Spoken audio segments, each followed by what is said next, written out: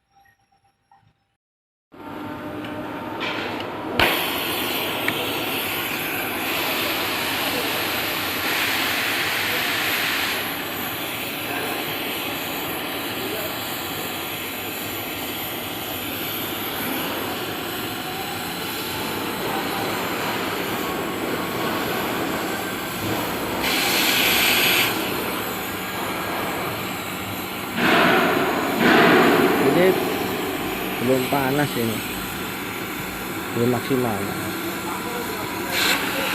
Oke, sudah maksimal ya.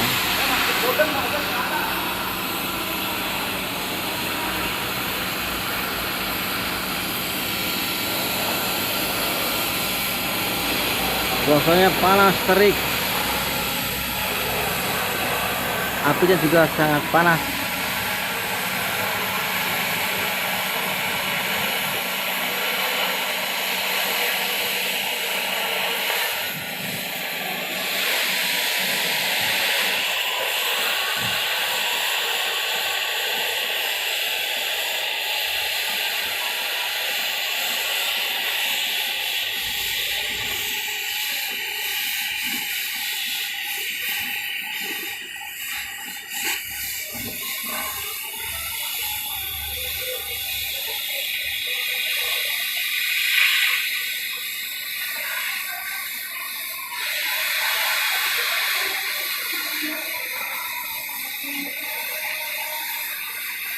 Oke teman-teman, ini adalah produk terakhir, praktek terakhir dari video ini ya.